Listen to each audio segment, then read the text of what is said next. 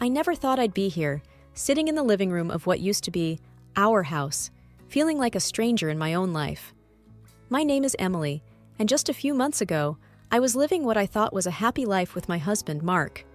We were the couple everyone envied, or so I believed. Mark, once a charming and attentive man, had become someone I hardly recognized. His once warm eyes now seemed cold and distant. It all changed after my dad passed away. Dad was my rock, and losing him felt like losing a part of myself.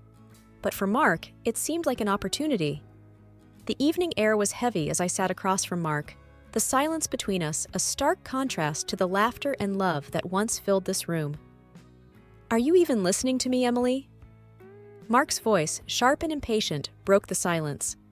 I looked up, meeting his gaze. "Yes, I'm listening," I replied, my voice barely above a whisper. "It's simple. I want a divorce. I've already talked to a lawyer. This house, it's mine. You need to start looking for somewhere else to live." His words hit me like a ton of bricks. I had sensed the growing distance between us, but divorce? I was speechless. "You can't be serious, Mark. After all these years, you're just going to throw everything away?" I finally managed to say, my voice tinged with disbelief. Mark leaned back in his chair, a cold, unfazed look on his face. "It's not just throwing away, Emily. It's moving on. I've been feeling trapped in this marriage, and now, with your dad gone, I see no reason to continue this charade." I felt a mixture of anger and heartbreak. How could he be so cruel, so heartless? My father was gone, and now Mark, the man I had loved and trusted, was abandoning me too. "I don't understand you, Mark. You used to be so different, so caring. What happened to us?" Mark let out a sarcastic laugh. "Oh, please. Spare me the drama, Emily. You should start packing. The sooner you're out, the better." I sat there, stunned and hurt, trying to process everything. This wasn't just the end of our marriage. It was the shattering of an illusion. The illusion of a happy life that I had clung to for so long. And now, I was alone, with nothing but memories of a love that turned out to be nothing but a facade. My life, already hanging by a thread, spiraled further into chaos with the arrival of Mrs. Harwood, Mark's mother. She moved in unannounced, bringing with her an air of hostility that choked the already tense atmosphere of the house. "Emily, I expect you to behave appropriately while I'm here," Mrs. Harwood declared, her voice sharp as she settled into the living room, making it clear that she considered herself in charge. I tried to reason with her. "Mrs. Harwood, I understand this is a difficult time for everyone, but I assure you, I have no intention of causing trouble." She fixed me with a cold stare. "Trouble seems to follow you, dear. I've seen how you and Mark have been living. It's no wonder my son wants a divorce." Her words cut deep, but I wasn't about to let her walk over me. "Mark and I are adults. We'll handle our matters ourselves. Your interference isn't needed." She scoffed. "Interference? I'm protecting my son from your manipulative ways. You've done enough damage already." The days that followed were a blur of constant snide remarks and belittling comments from Mrs. Harwood. She criticized everything from the way I dressed to the way I cooked. It felt like she was trying to erase my presence from the house. One evening, as I was preparing dinner, she came into the kitchen. "You're using too much salt. Don't you know anything about cooking?" I clenched my jaw, trying to keep my cool. "I've been cooking for myself and Mark for years. He's never complained." "Well, he's too kind to say anything, but I'm not. You're ruining his health with your terrible cooking." I couldn't believe the audacity of this woman. "Mrs. Harwood, I appreciate your concern, but I can manage." She leaned against the counter, watching me like a hawk. "You can manage, can you? We'll see how long that lasts." Every interaction with her was an exercise in restraint. She had an opinion on everything and wasn't afraid to voice it, loudly and often. It was like she was trying to provoke me, to push me to my breaking point. Mark, for his part, did nothing to ease the tension. He avoided being in the same room with us, leaving me to fend for myself against his mother's relentless attacks. It was clear he had no intention of standing up for me, not anymore. One morning, as I sat at the breakfast table, Mrs. Harwood sat across from me, her eyes cold and calculating. "You know, Emily, it's not too late to leave gracefully. You could save yourself a lot of trouble." I met her gaze, my resolve hardening. "I have as much right to be here as you do, Mrs. Harwood. I'm not leaving until the divorce is finalized." She smirked. "Stubborn, aren't you? Well, we'll see how long that lasts. Mark doesn't want you here, and neither do I. You're just a guest, and guests can be asked to leave." Her words echoed in my head, a constant reminder of the unwelcome and precarious position I found myself in.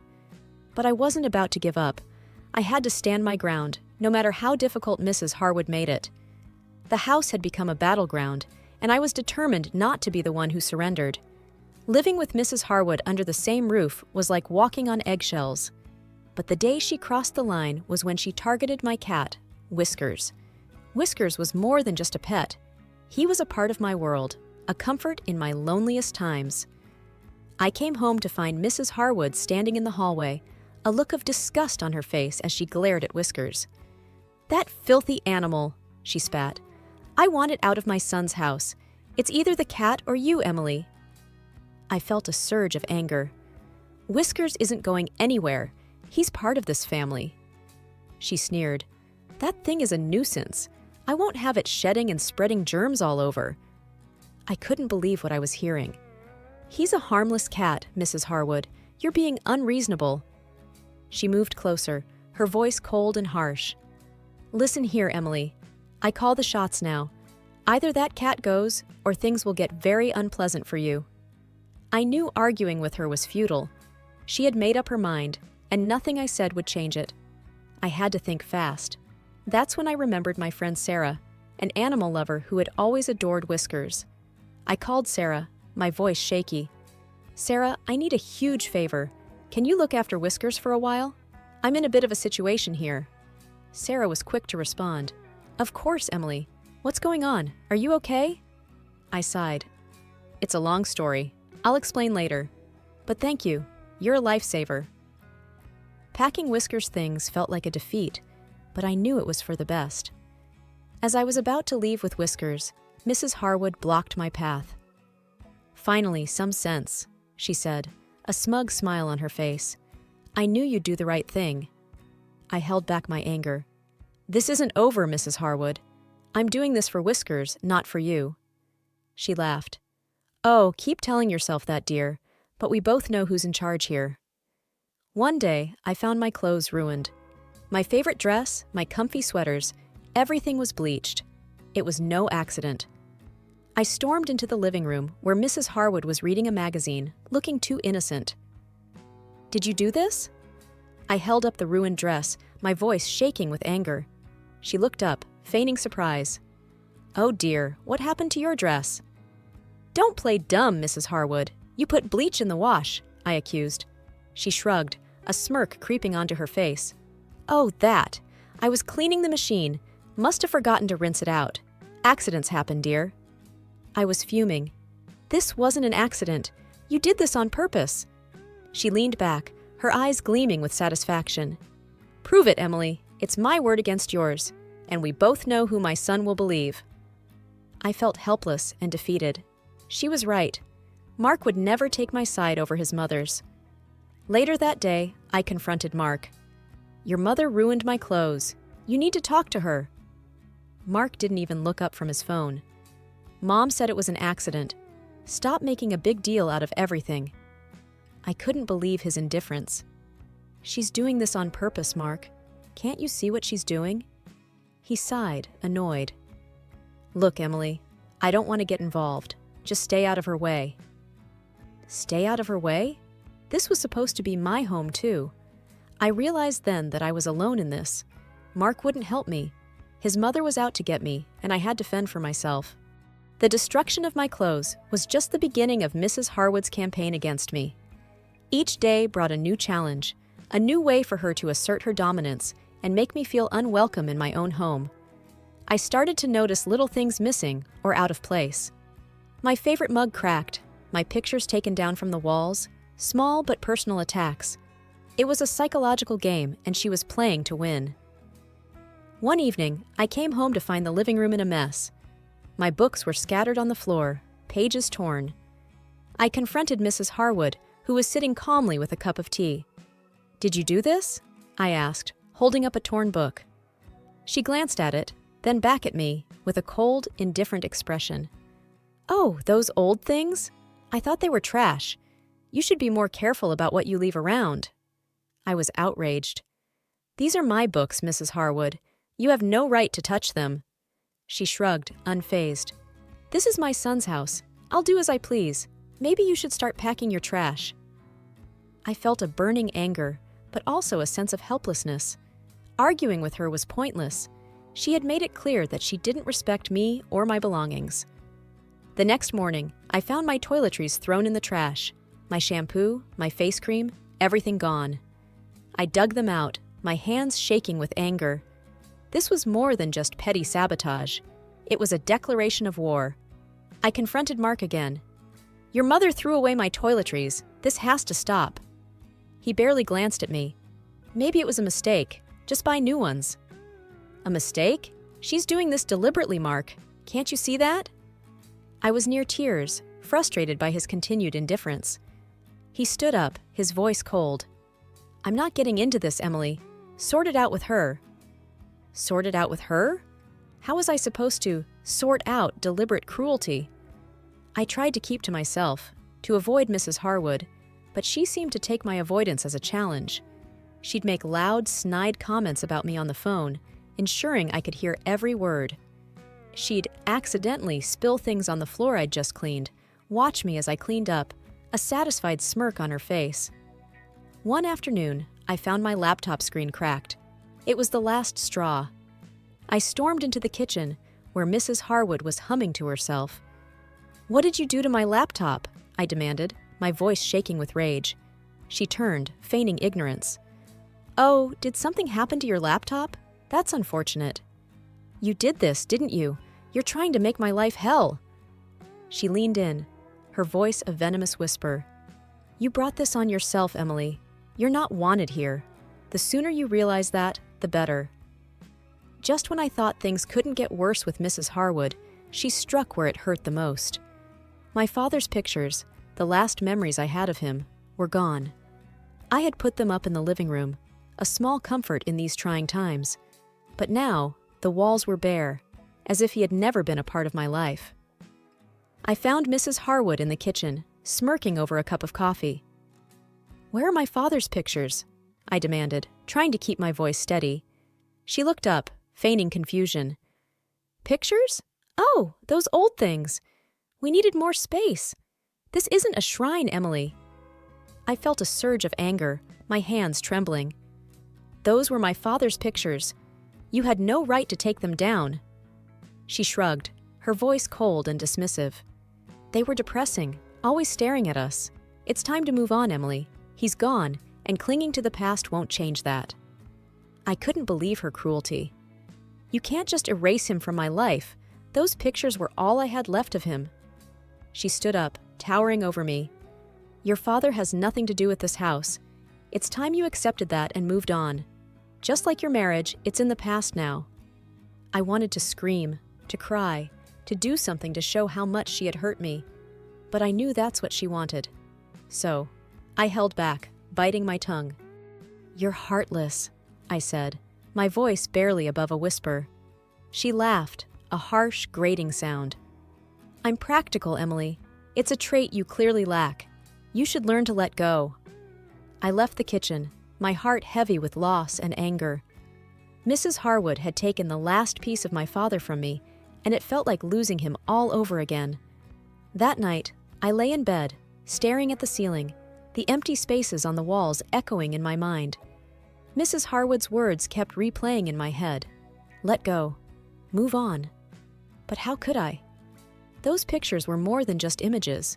They were a connection to my father, a reminder of his love and presence in my life. I knew then that this was more than just a battle over living space.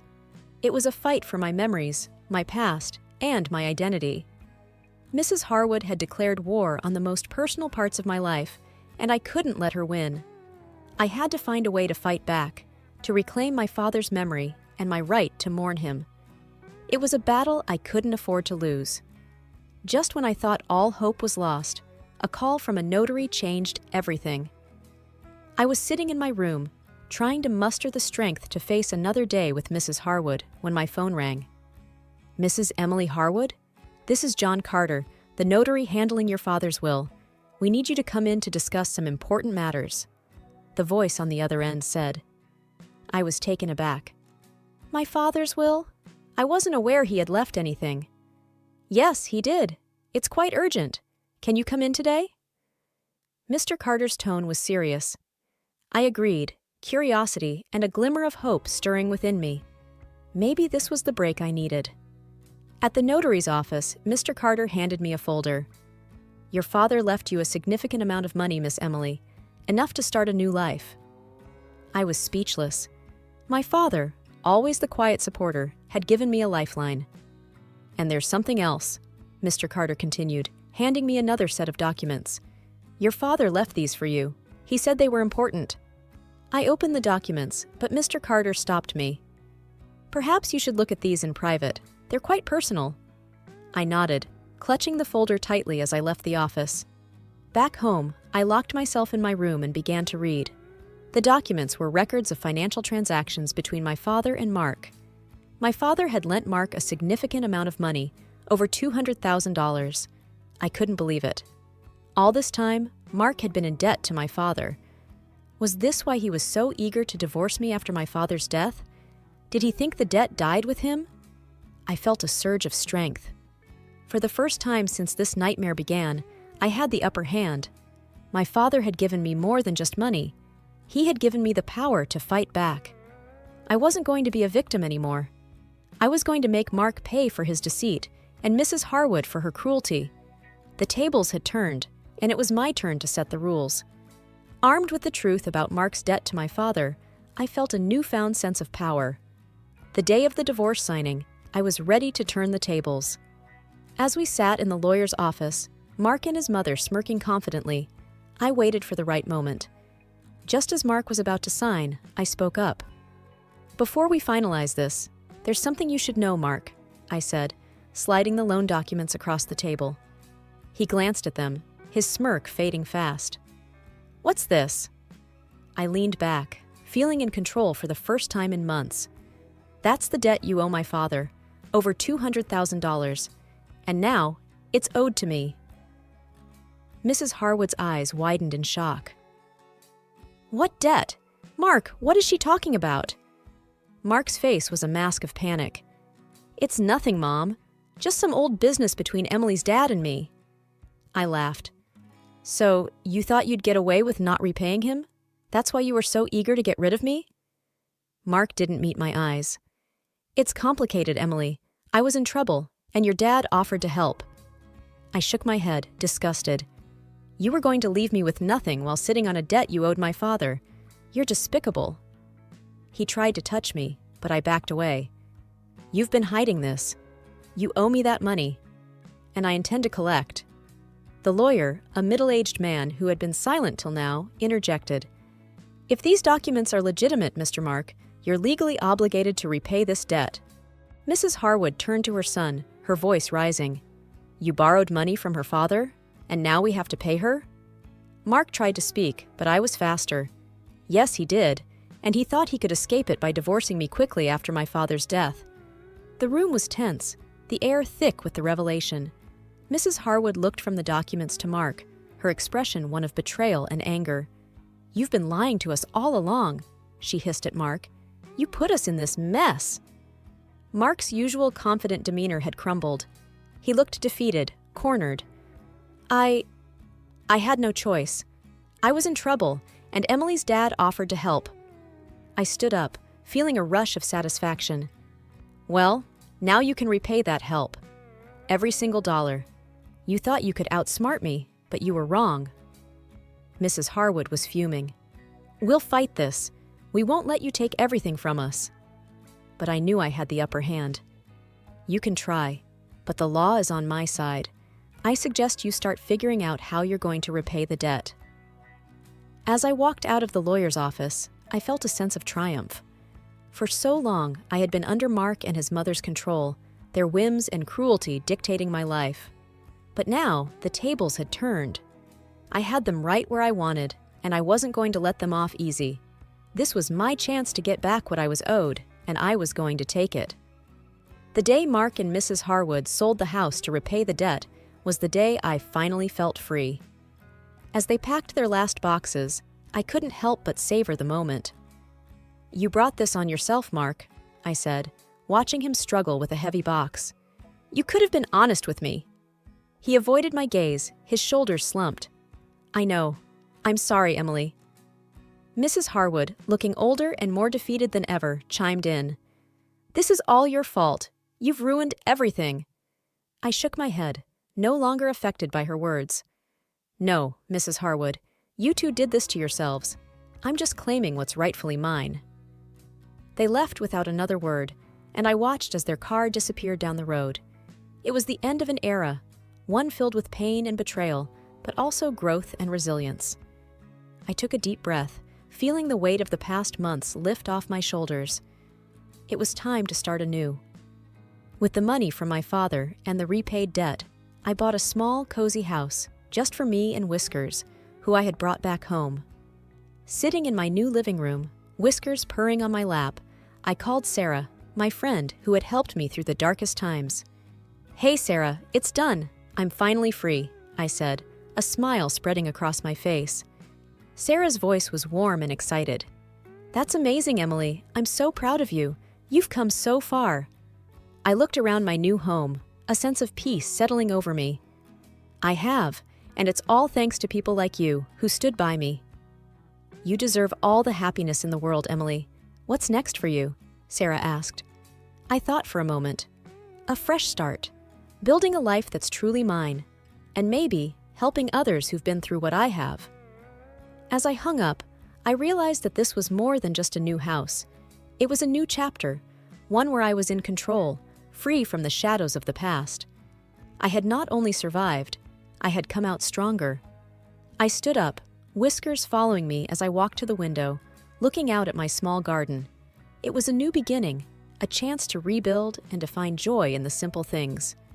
I had lost much, but I had gained even more, a sense of self, strength, and the courage to move forward. This was my story, my journey, and it was just beginning. My name is Emily, and I'm just your average 29-year-old woman living alone in a small, cozy apartment. Today, I'm sitting at my dining table, staring at the phone. It's been ringing on and off for the past hour, but I can't bring myself to answer it. It's Mark, my fiancé, wanting to talk about meeting my parents. The thought alone makes my stomach turn. Mark's voice comes through the voicemail again. "Hey, Em, just checking in. We really should plan on meeting your folks soon. Call me back, okay?" I let out a sigh and look around my apartment. It's nothing fancy, but it's mine. The walls are lined with bookshelves, and a small balcony overlooks the city. It's my little haven, far away from the memories of my childhood. Growing up wasn't easy. My dad left us when I was 5. I still remember the day he walked out, suitcase in hand, not even a backward glance. Mom changed after that. She became distant, cold, and often angry. And somehow, I always seemed to be the target of her frustration. 2 years after Dad left, Mom remarried. My stepdad, Rick, was actually a decent guy. He tried to make things better, but Mom's attention was all on my little half-sister, Lily. Lily was everything I wasn't, or at least that's how Mom made it seem. She was showered with love and affection, while I was just there. I was snapped out of my thoughts by another call. It was Mark again. I finally picked up. "Hey, Mark," I said, trying to sound cheerful. "Emily, I've been trying to reach you. So, when can we plan to meet your parents?" Mark's voice was full of excitement, oblivious to my hesitation. I'm not sure, Mark. It's complicated," I replied, fiddling with a pen on the table. "What's complicated?" "It's just dinner, Em. I really want to meet the people who raised my incredible fiancé." I let out a forced laugh. "You wouldn't say that if you knew my mom. She's a lot to handle."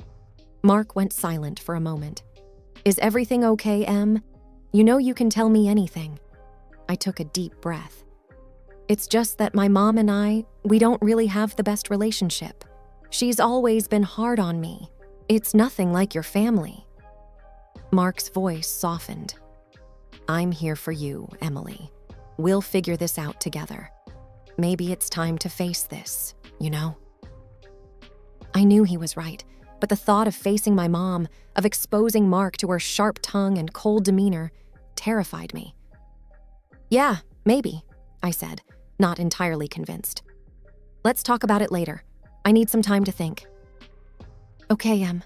I love you. You know that, right?" "I know, Mark. I love you too." Sitting in my apartment, my mind wanders back to those early years after Dad left. They were tough, to say the least.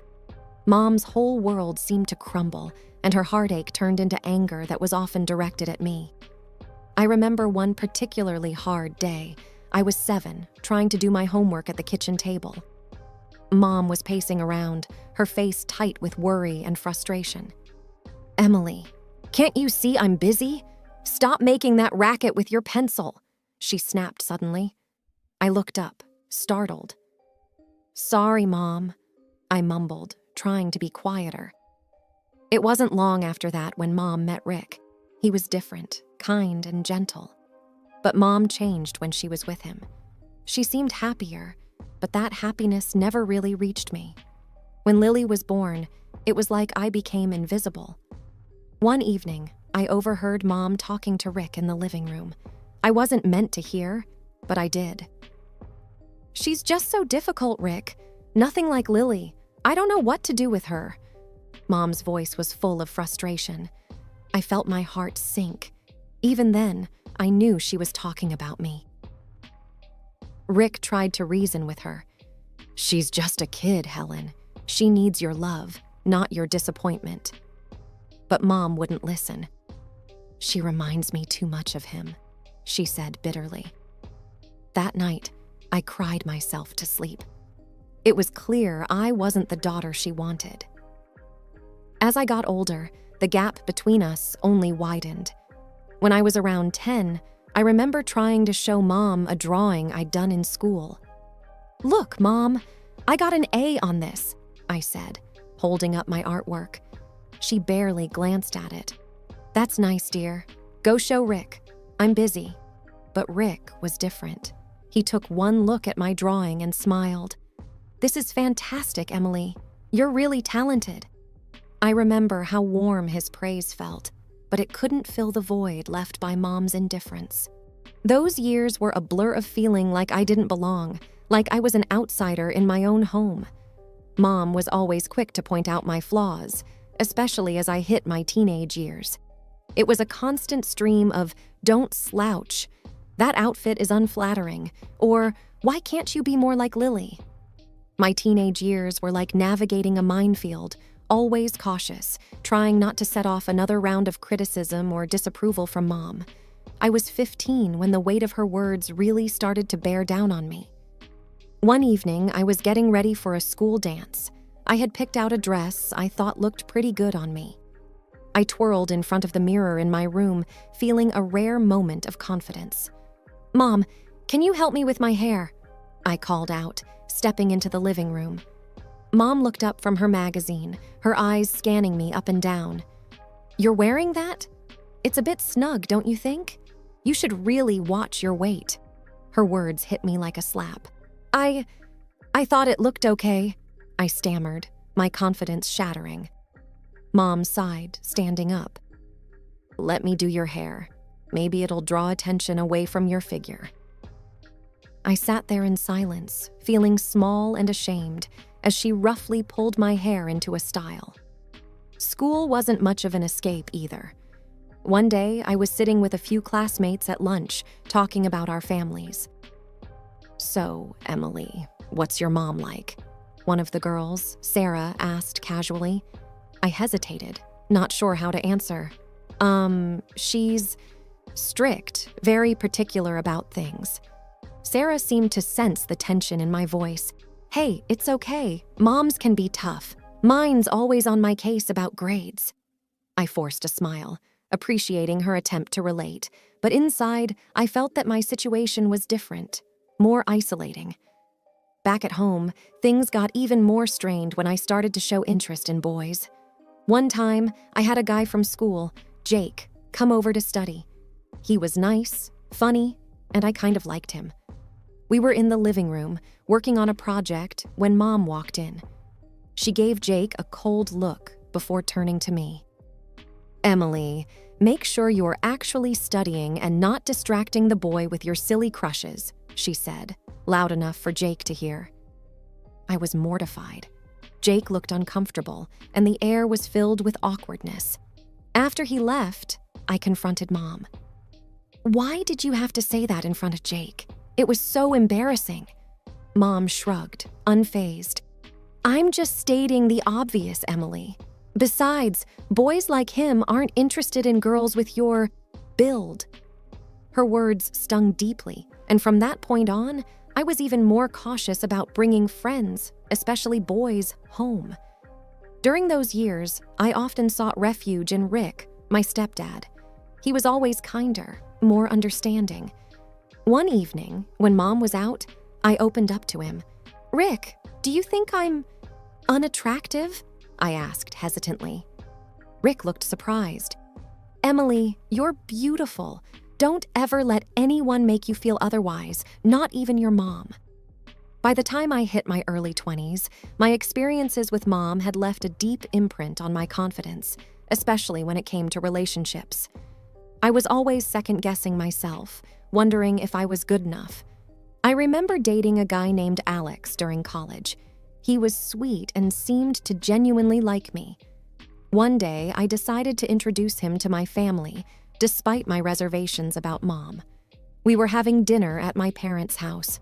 Rick was his usual welcoming self, but Mom was another story. She had this way of giving backhanded compliments that could cut you down to seize. "So Alex, what are you studying?" Mom asked, passing the salad. "Engineering," Alex replied, smiling. "I'm hoping to get into renewable energy projects after graduation." "That's ambitious.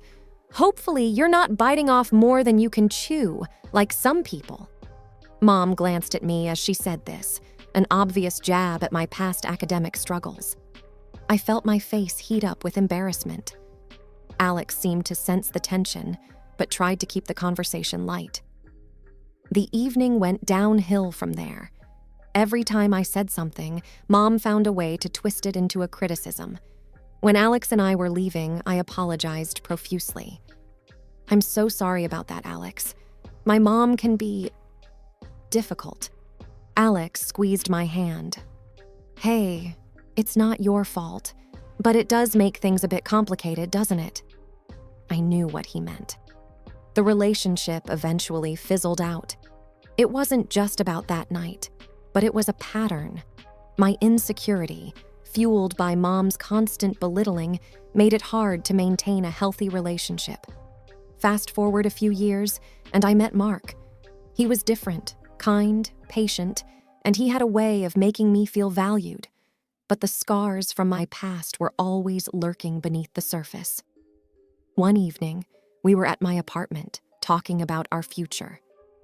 "Emily, I love you, and I want us to have a future together," Mark said, holding my hands. "I love you too, Mark, but I'm scared. My past, my mom, it's all so messy. I don't want to drag you into my issues." Mark looked into my eyes. "Your past doesn't define us. Yes, it's part of you, but it doesn't have to dictate our future. We'll face it together." The day of the dinner with my parents had me tangled in nerves. Mark, always optimistic, tried to ease my anxiety as we drove to my parents' house. "It's just dinner, Emily. It'll be okay," he reassured me, but my stomach churned with unease. We were greeted at the door by Rick, his warm smile a small comfort. "Emily, Mark, welcome. Come on in," he said cheerfully. Mom was in the kitchen, and as I saw her, I felt a familiar tension grip me. She managed a polite smile for Mark, but her eyes were distant. "Dinner's nearly ready. Why don't you both sit down?" she said, gesturing towards the dining table. The atmosphere was strained as we all sat down. Rick tried to lighten the mood, engaging Mark in conversation. "So, Mark, what do you do for a living?" Mark, unaware of the undercurrents, answered cheerfully. "I actually own a company. We specialize in environmental consulting." I saw a flicker of something in Mom's eyes at his response. Was it interest? Or maybe even greed? It was hard to tell. "That sounds impressive," Mom said, her tone suddenly more amicable. "A company owner, no less. You must be doing quite well for yourself." Her words had an edge, and I felt a familiar pang of discomfort. The rest of the dinner progressed tensely, with Mom alternating between subtly belittling me and praising my younger sister Lily, who wasn't even present. Every now and then, she would direct the conversation back to Mark, asking about his business and future plans. Each time, I saw that same glint in her eyes, like she was assessing his worth, not just as a person, but for what he could offer. As we left that evening, I felt a mix of relief and frustration. The ride home was quiet until Mark broke the silence. "Your mom seems interested in my business. A bit too interested, maybe?" I sighed, feeling drained. "Yeah, she has a way of evaluating people." "I'm sorry, Mark. This is just how it's always been." Mark squeezed my hand, his support unwavering. "We're in this together, Emily. Remember that." The next morning, after the dinner, I was still reeling from Mom's comments when Mark's phone rang. It was an unknown number. I watched as his expression changed from curiosity to shock. "Hang on. What did you just say?" Mark asked, his voice rising in disbelief. I could hear a faint, muffled voice on the other end, but couldn't make out the words. Mark hung up, his face a mix of confusion and anger. "That was your mom," he said, looking at me. She just proposed something outrageous." I felt a cold shiver down my spine. "What are you talking about, Mark?" He took a deep breath. "She suggested that I should leave you and consider marrying Lily instead." I felt like I had been punched in the stomach. "She said what?" Mark nodded, his face grim.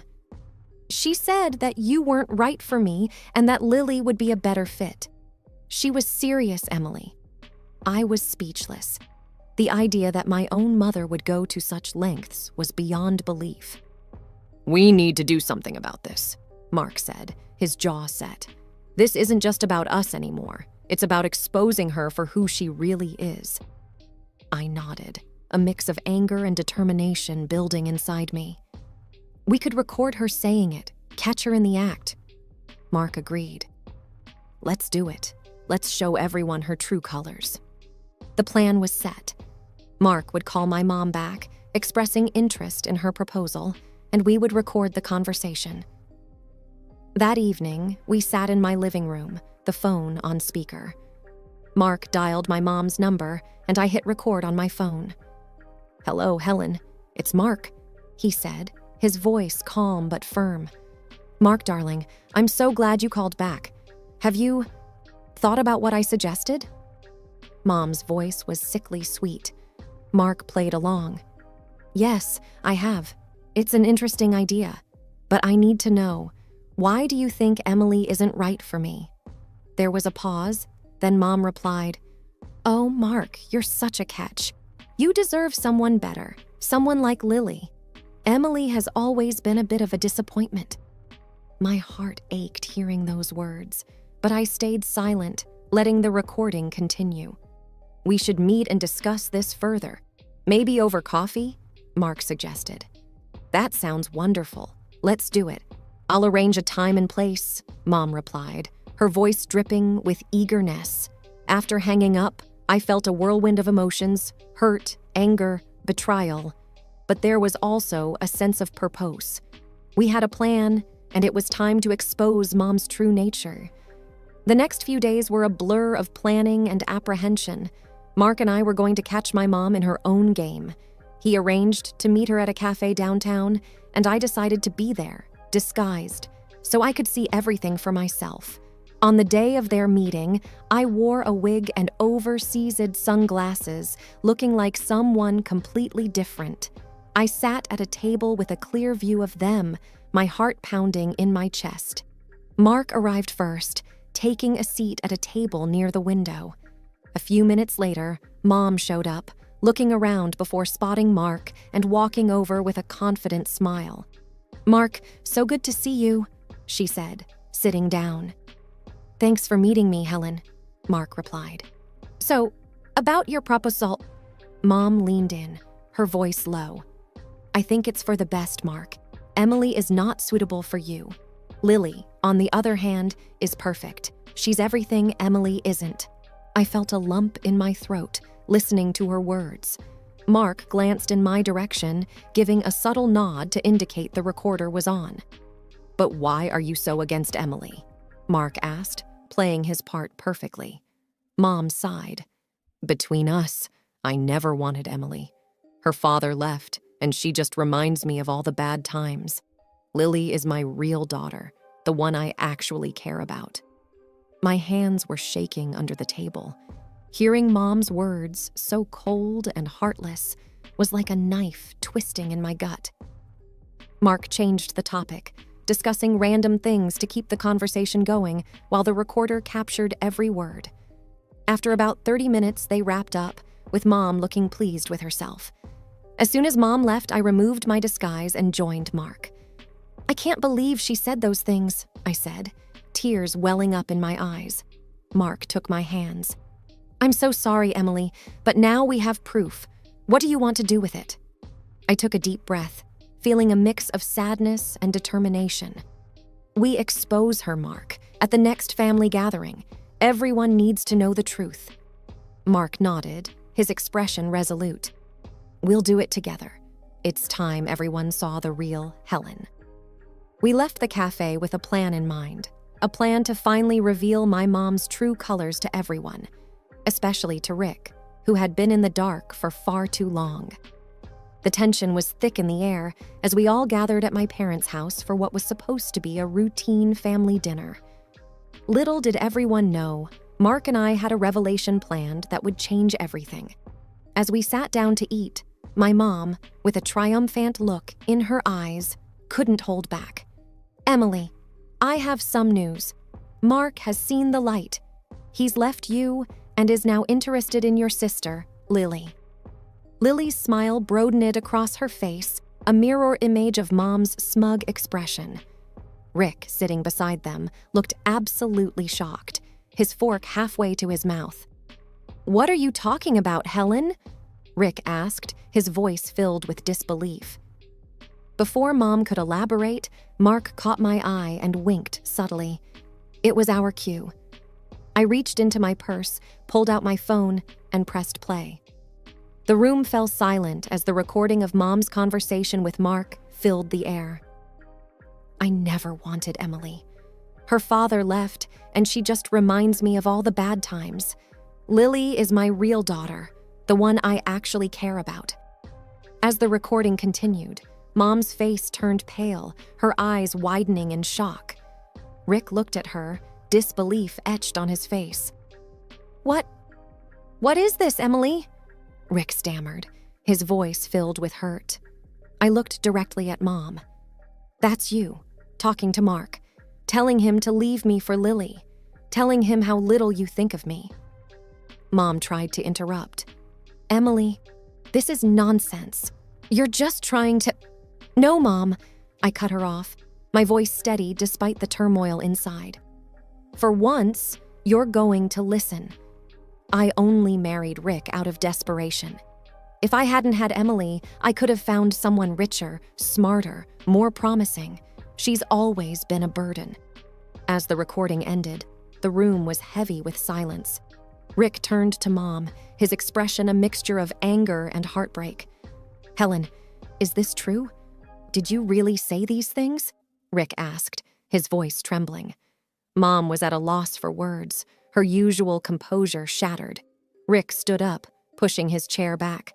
"I can't believe this. All these years, I had no idea." He looked at me, his eyes full of sorrow. I'm so sorry, Emily. I had no idea. Mom finally found her voice, but it was weak, defensive. Rick, I didn't mean it. It was just talk. But Rick wasn't having it. No, Helen, this is unforgivable. I need to think about all of this. He left the room quickly, leaving a heavy silence behind. Mom broke down, sobbing, her usual composed demeanor shattered. Lily sat frozen, her eyes darting between Mom and the door where Rick had exited. Mark took my hand, giving it a reassuring squeeze. You did the right thing, Emily. I nodded, feeling a mix of relief and sadness. It's over. It's finally over. In the following weeks, Rick filed for divorce. I didn't speak to Mom or Lily again. It was painful, but it was a necessary closure. Mark and I got married in a small ceremony. Rick was there, smiling through his tears. He was the only family I needed. As I stood there with Mark, I realized that I was finally free from the shadows of my past. I had found love, not just with Mark, but within myself. For the first time in my life, I felt truly happy and at peace. My name is Rachel, and this is my story. Growing up, my life was all about church, family, and the simple truths my parents held dear. My dad, Thomas, was a deacon, and my mom, Mary, led the women's group. I always tried to be the good daughter they wanted. I wore modest dresses, sang in the choir, and never missed a Sunday service. But life at home wasn't just prayers and Bible study. It was also filled with the constant tug-of-war between my parents and my older brother, David. David was different. He had this fire in him, a passion for music that didn't fit into our parents' world. I remember him as a kid, always tapping rhythms on the kitchen table, eyes alive with dreams bigger than our small town. Then came his teenage years, and with it, the electric guitar. He was a natural, and soon he formed a band. They called themselves Rebels Echo. It was like a declaration of his new life, away from the expectations of our parents. Our parents didn't understand. They saw his music as a path away from faith. He's lost, they'd say with a sigh. I'd sit there, listening, feeling torn between loyalty to my family and the love for my brother. Despite their disapproval, David and I stayed close. We'd talk on the phone late at night, him sharing stories of his gigs, me whispering about life at home. He was my window to a world beyond our small town, a world I yearned to explore, but never dared to. Then came Michael, my husband, or as I thought back then, the love of my life. He was older, a friend of a friend from church. Michael was everything my parents admired, kind, successful, and deeply religious. We dated briefly, and before I knew it, there was a ring on my finger and a promise of forever. Our wedding was beautiful but bittersweet. David wasn't there. Mom and Dad insisted, and I, as always, didn't argue. Michael held my hand, his smile warm, but my heart ached for my brother. As we exchanged vows, I couldn't help but feel a part of my world was missing. After the wedding, we moved into Michael's house. It was a cozy place, filled with the promise of a happy future. But as I unpacked my things, I couldn't shake off the feeling of something missing. I remember Michael noticing my distant look. "Everything okay, Rachel?" he asked, wrapping his arms around me. "Yeah, just thinking about David," I replied, forcing a smile. "He's made his choices, Rachel. We need to focus on our life, our future," he said, a hint of firmness in his voice. I nodded, knowing he was right. But deep down, I couldn't let go of the bond I shared with my brother, no matter how far our paths had diverged. The first few months of marriage felt like a dream. Michael was attentive and caring, always making sure I was happy. Our days were filled with shared laughter and long talks into the night. He'd often surprise me with small gifts or a bouquet of flowers, just because. "Morning, beautiful." He'd greet me every day with a kiss, his eyes sparkling with affection. "Good morning," I'd reply, my heart fluttering with happiness. We'd spend weekends exploring nearby towns, trying out little diners, and walking hand in hand by the riverside. Everything felt perfect, like a life I had only imagined in my dreams. But as time passed, I began to feel a bit restless. I loved being with Michael, but there was a part of me that wanted more than just being a housewife. Back in college, I had dreams of becoming a teacher. I missed learning, being around people, and feeling like I was contributing to something. One evening, while Michael was reading in the living room, I gathered the courage to bring it up. "Michael, can we talk about something?" I asked, sitting next to him. "Of course, what's on your mind?" he replied, putting his book down. "I've been thinking, maybe I could look for a job, or at least some volunteer work. I want to do something more with my time," I said hesitantly. He looked at me, surprised. "But Rachel, you don't need to work. I'm here to take care of everything. Isn't this what you always wanted?" I paused, not wanting to upset him. "I know, and I appreciate that. But I need something of my own, you know? Something that makes me feel fulfilled." Michael sighed, taking my hand. "I just want you to be happy, Rachel. But think about our future, our plans for a family. Don't you think your place is here with me, building that future?" I understood his point, but it didn't sit right with me. Still, I didn't want to argue. "Maybe you're right. I'll think about it," I said, forcing a smile. As days turned into weeks, I tried to push those thoughts aside. I focused on being the best wife I could be, cooking meals, keeping the house tidy, and supporting Michael.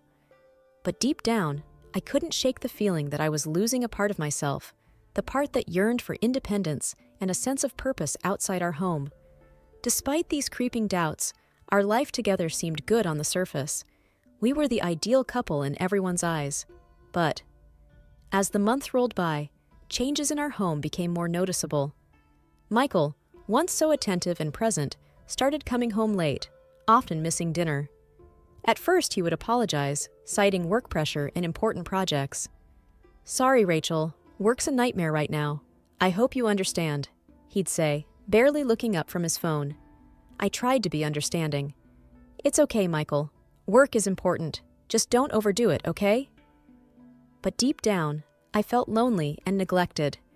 The house, once filled with laughter and conversation, now felt empty and quiet. I found myself often sitting by the window, waiting for him to come home. One evening, when Michael came home later than usual, I decided to address the growing distance between us. "Michael, we need to talk," I started as he walked through the door. He looked tired, rubbing his eyes. "What is it now, Rachel?" I hesitated, taken aback by his tone. "It's just, you've been coming home late a lot. I miss spending time with you." He sighed, dropping his keys on the table. "Rachel, I'm working hard for us, for our future. You should be grateful, not complaining." I felt a sting at his words. "I am grateful, but I also miss my husband. Is it wrong to want to spend time together?" Michael's face hardened. "Look, I'm doing my best here. Maybe you should find some hobbies or something to keep you busy." His words hurt, but I swallowed the pain. "Maybe you're right," I murmured, even though it felt wrong. The conversations became less frequent after that. Michael grew more distant, and I felt more isolated. I started questioning everything, our marriage, my role as a wife, and my own happiness. It felt like we were living separate lives under the same roof. One day, I was cleaning the house and found a receipt for a restaurant in Michael's coat pocket. It was dated for a night he said he'd been working late. My heart sank. Confronting him seemed daunting, but the seed of doubt had been planted. That night, as we sat at the dinner table, I brought it up. "Michael, I found a receipt in your coat. It was for the night you said you were working late," I said, my voice trembling. He looked at me, his expression unreadable. "So? I grabbed a bite after work. What's the big deal?" "It's not that. It's just, you never mentioned it. Are you sure there's nothing else I should know?" I asked, hoping for honesty. Michael's response was quick and sharp. "Rachel, you're being paranoid. I'm tired of this constant questioning. Can't a man have some peace in his own home?" I recoiled at his words, feeling a mix of guilt and frustration. Was I wrong to question him? But the doubt lingered, gnawing at me. Feeling the growing distance in our marriage, I knew I needed something to fill the void. The idea of getting a job or doing something meaningful was still on my mind. It was a scary thought, going against Michael's wishes, but I couldn't shake off the feeling that I needed this for myself. One morning, after Michael left for work, I sat at the kitchen table with my laptop open. I started looking for job openings. There were a few that caught my eye, but one in particular stood out, a teaching assistant position at a local community center. It wasn't much, but it was a start. I hesitated for a moment before applying. My heart was racing. This was it, my first real step towards something of my own. When I hit the submit button, I felt a mix of fear and excitement. A few days later, I got a call. They wanted to interview me. I was over the moon, but also nervous about how Michael would react. I decided to keep it to myself until I knew more. The interview went well, and they offered me the position. I was ecstatic. For the first time in a long time, I felt like I was doing something for myself. But the thought of telling Michael dampened my excitement. That evening, when Michael came home, I gathered all my courage. "Michael, I have something to tell you," I started, my voice shaking. He looked at me, his expression tired. "What is it now, Rachel?" I got a job as a teaching assistant. It's just part-time," I said quickly, almost in a whisper. Michael's reaction was not what I expected. He just stared at me for a moment, then shrugged. "Do what you want, Rachel. I don't have the energy to argue about this." I was taken aback by his indifference. Part of me had hoped he would see this as a positive step, but it seemed he didn't care. Despite his reaction, I felt a newfound sense of purpose. The job was rewarding, and I loved interacting with the children and other staff. It was a breath of fresh air, a break from the loneliness and tension at home. With each day at the community center, I felt more confident and independent. It was a small job, but it meant the world to me. It gave me something to look forward to, something that was just mine. But at home, things with Michael were deteriorating. He was home even less, and when he was, we barely spoke. The once warm and loving man I married was now just a stranger passing by in the hallway. The day of our wedding anniversary was bittersweet. The house buzzed with preparations, yet Michael was nowhere to be seen, supposedly tied up with work. My parents fluttered around, trying to make everything perfect, their efforts casting a shadow over the hollow feeling in my heart. Then, in the midst of the controlled chaos, David arrived, his presence like a burst of fresh air. He strode in, carrying not just his charismatic aura, but also his laptop, brimming with stories from his life on the road. "David, what are you doing here?" My mother's voice was sharp, laced with disapproval. "I couldn't miss Rachel's big day, could I?" David replied, his tone light yet defiant. Ignoring the tension, David turned to me, his eyes twinkling with mischief. "Got something to show you, sis. You won't believe the parties and the people I've met." We sat down in a quiet corner, and he flipped open his laptop. As he scrolled through photos of crowded stages, vibrant parties, and smiling faces, a strange feeling settled in my stomach. These were glimpses into a world so different from mine. Then, in a casual swipe, everything changed. There he was, Michael. In the midst of a raucous party, with a woman clinging to his arm, laughing, carefree, and so very unlike the man I knew. "Wait, who's that?" I asked, my voice barely a whisper, pointing to Michael in the photo. David glanced at the screen, nonchalant. "Oh, him. That's just some guy who's been hanging out with us a lot. Real ladies' man, changes girls like he changes guitar strings. Says he's got a boring and stupid wife at home." His words hit me like a punch in the gut. Boring. Stupid. Was that how Michael saw me?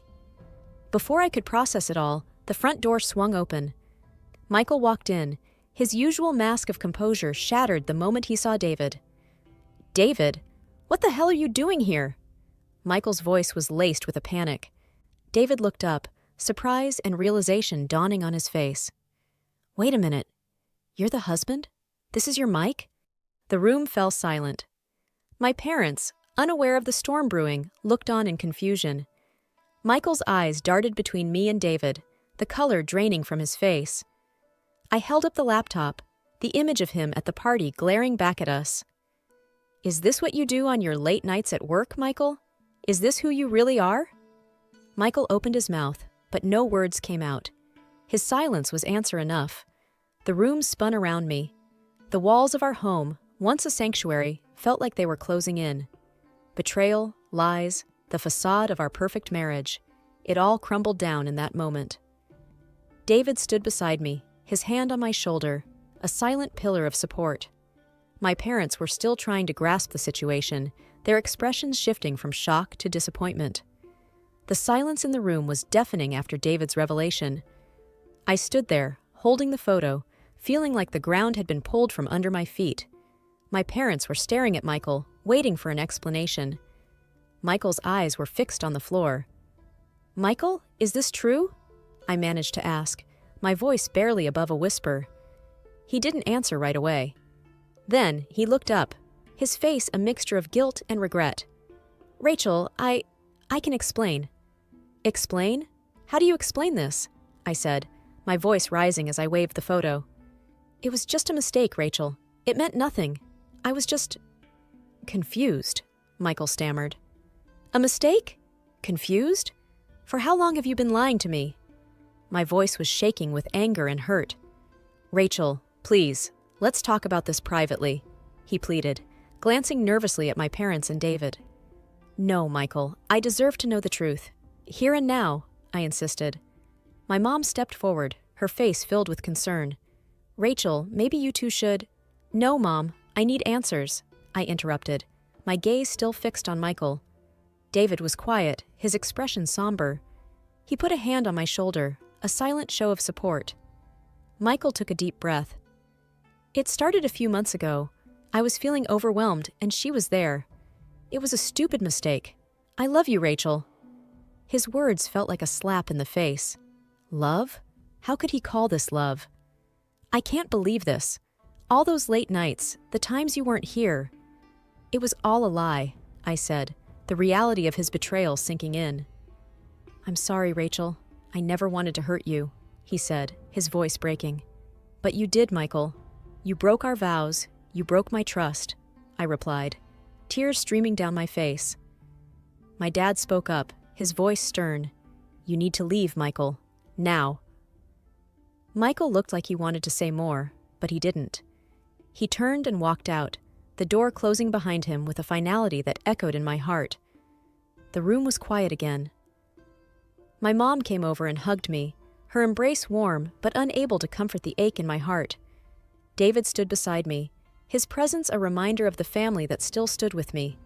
I felt broken, the illusions of my perfect marriage shattered into a million pieces. But amidst the pain, there was a flicker of something else, a sense of clarity. The truth was out, and now I had to find a way to pick up the pieces and rebuild my life, a life that was mine and mine alone. The days following the revelation were a blur. My parents tried to comfort me, but their words felt distant. David stayed by my side, a silent guardian, his presence a quiet reminder that I wasn't alone. I knew what I had to do. The decision was clear, even through the fog of my pain. I needed to end my marriage with Michael. It wasn't just about his betrayal. It was about reclaiming my life, my identity. Sitting at the kitchen table, David broke the silence. "You okay, sis?" I looked up, my eyes tired. "I will be. I need to start the divorce process. I can't stay in this marriage." David nodded. "I'm here for you, whatever you need." Meetings with lawyers were emotionally draining. I sat across from Michael at our final meeting, his face filled with remorse. "Rachel, I am so sorry. I never wanted things to end this way," he said, his voice low. "I know, but sorry isn't enough, Michael. You broke our trust, and I need to move on," I replied, my voice steady despite the turmoil inside. He nodded, looking defeated. "I just wish I could make things right." "Some things can't be undone," I said, signing the last of the papers. Walking out of that office, I felt a weight lift off my shoulders. It was over. I was free from the lies, the deceit. But with that freedom came the realization of my new reality. I was alone, truly alone for the first time in my life. The following weeks were a time of self-reflection. I spent hours talking with David, who shared his own stories of heartbreak and healing. My parents, though still struggling with their own feelings about the divorce, offered their support. One evening, sitting in the living room with a cup of tea, Mom spoke up. "Rachel, we're here for you. You're strong, and you'll get through this. Dad nodded in agreement. You've always been our rock, even when we didn't see it. We're proud of you. Their words, simple and sincere, touched me. For the first time in a long time, I felt a sense of hope.